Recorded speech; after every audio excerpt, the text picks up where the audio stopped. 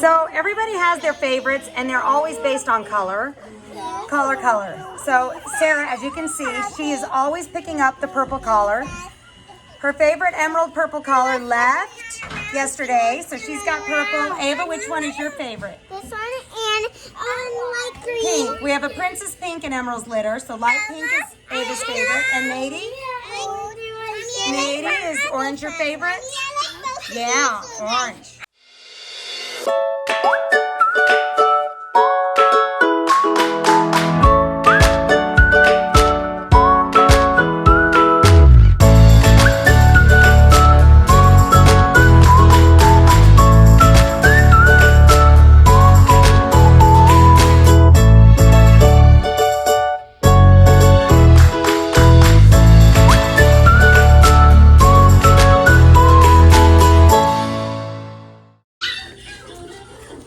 Hey guys, we're here with Ethel and Beans, F1B, Petite, Double Doodles. Yeah. They are 4 weeks and a few days old. Yeah, they're talking and walking and playing. This is an all red litter. We have 4 girls and 3 boys. And I will go through everybody here. And my littles just left. We were doing playtime with the littles. So they get a lot of our families with young children. Your puppies are kind of predispositioned for that because my 5, 4, and 2-year-old spend a lot of time with them. So we got a little different configuration here.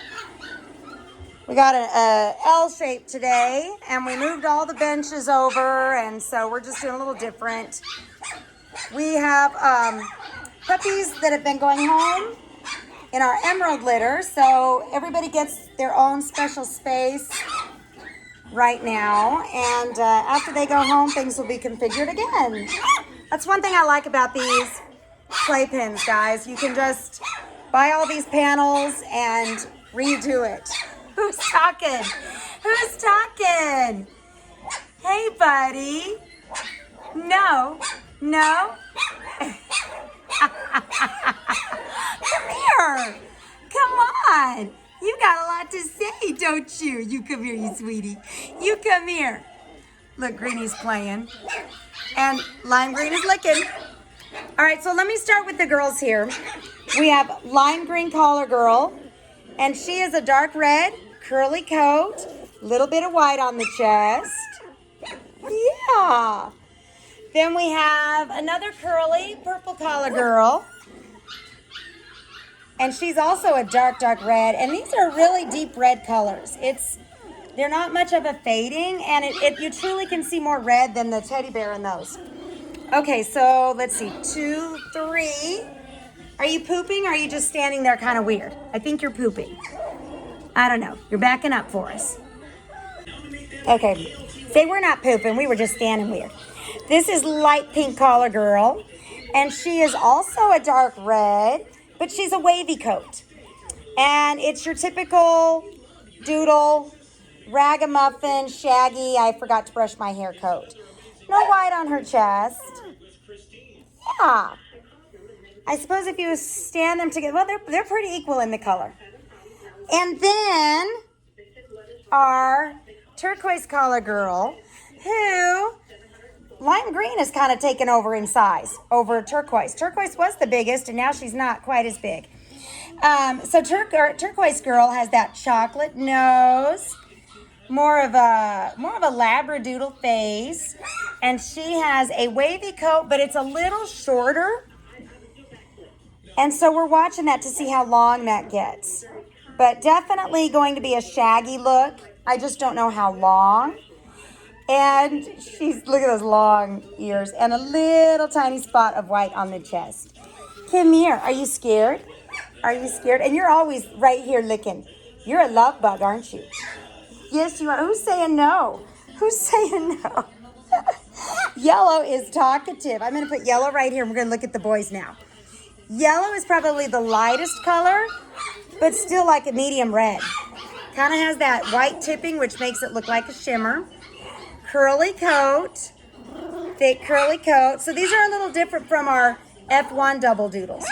The F1B gives us a longer, thicker, curlier coat. So you're looking a little more like a golden doodle coat. Are you smiling? He's gonna test high on his temperament testing scores. I can tell because he's just, especially the ones that are vocal early on, they tend to be a little more intelligent. All of them are smart. Don't get me wrong, but there's like a high intelligence with him, I think. Hi. Oh, did you just potty? Did you just potty in the non-potty zone? That's why I was feeling well. You start asking yourself questions. Is that me? Did I do that? Oh, orangey baby here.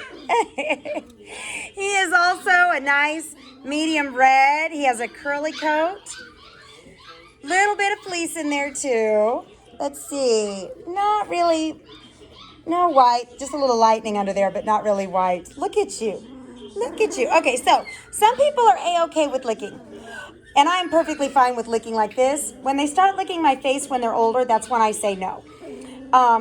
Especially for our dogs. You know, I don't like them to do that. Of course, it's their natural. That's how they test things, is by licking and tasting. So you can't take that away from them, but you can train them when they're older not to lick you.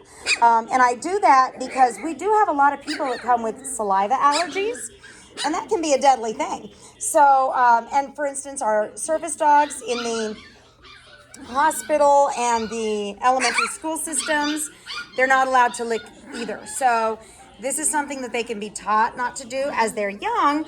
That's just natural. That's what they're doing, and we don't discourage that. We let nature happen.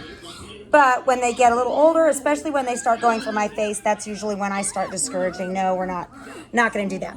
Okay, last but not least, cutie baby. One of the smallest of the boys is dark green collar boy. So we have a lime green girl and a dark green boy. Hey, buddy. He also has a dark chocolate nose, and he's a wavy coat. Yeah, a nice medium red, and he has a tiny little spot on his forehead. I'm gonna go get him here so we can talk about him too. His face, yeah, tiny. I mean, you can barely see it. Little speck of white there, and then a white chest. Oops. We have Emerald's babies in crates. Here we go. White spot on the chest. Yeah. So yes, we have Emerald babies going home. They've been going home. We still have more going home. So once they clear the space, then right now we have Sheepadoodles in 2. They're split up, 5 and 4. And we're going to split them up even more into 3 groups of 3. So we kind of have this protocol that we follow with all of our puppies. What are you doing over there? Are you being shy? Not you. Not you. No. No. I'm not shy. No. Listen to him. Hi, Pumpkin. Purple's already going down. Already down. Yeah. So we have a protocol that we kind of follow for every age.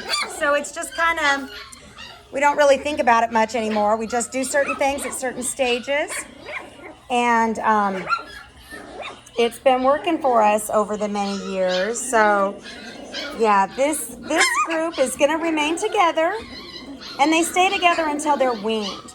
Once they're weaned, that's when we start splitting them up so they get used to being on their own and not with a pack. And when I say on their own, I don't mean alone.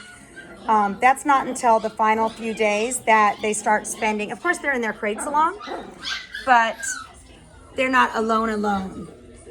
Look at you. Look at you. This is my 2-year-old's favorite.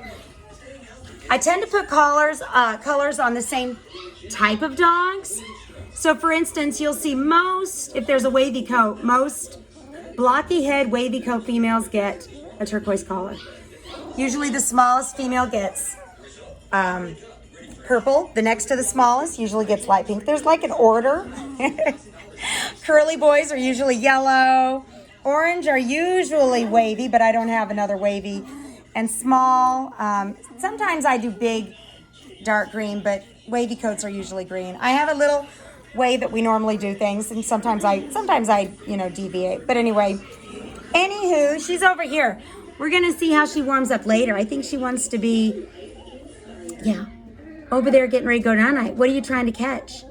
What are you trying to catch? Can you say hi? Do you know you're on camera? Yeah. Anyway, our 2-year-old always picks the purple collars. So the purple collars are usually kind of carted around for a while. Orange is my son's favorite. He's 5 or 4. And then light pink or yellow is usually who grabs, Ava usually grabs light pink or yellow. And now you're licking me. You're all licking me. Yes, say we're just sweet. Yeah. So week 4 is another preventative deworming. I know, we hate to talk about it, but it must be done. And then they're continuing with their gruel, which they love. Let's see, do we have some teethies coming in? No, a little bit of buds there. But no teeth. So it's still gruel. Once they start getting more teeth buds, we'll put in a little bit of hard kibble with that gruel. And then they'll slowly transition over to hard kibble. Unless we're talking our pockets, and sometimes we have really little babies that are going home, under 2 pounds, or maybe a little over a pound. Those usually might have to continue on with something like that, but normally everybody is on solid kibble. Especially this size they would be. Yeah! Look at you. Yeah, so next week already is temperament testing, everybody. It happens that fast. And after temperament testing is when we do our picking. And if you need to FaceTime or Zoom, let me know. But I basically text everybody as puppies are chosen, and I text you throughout the day at your appointment time, and then you just let me know which puppy you've chosen. Yeah, we will have 2 more videos before picking. Yes. Oh my goodness, or at least 1 video. Hang on, guys, I have to think about that. I have to think what day we're actually on. You're really telling us something, aren't you? Yeah. So basically, this is life for a little bit. They have their little bouts of energy, and then we crash. So I have some people, when they go home, they're like, oh my goodness, they just played for a minute, and they're so tired. Is that normal? Think of a newborn baby. When they go home for about 2 weeks, they're newborn babies. So you're going to have a lot of sleeping, little spurts of energy, lots of crashing. They do not have to be in their kennel every time they fall asleep. But you want to make sure you're catching at least 1 or 2 naps a day in the crate, because at that time they're going to wake. You want them to hold their potty, learn how to whine and communicate to you that they need to go.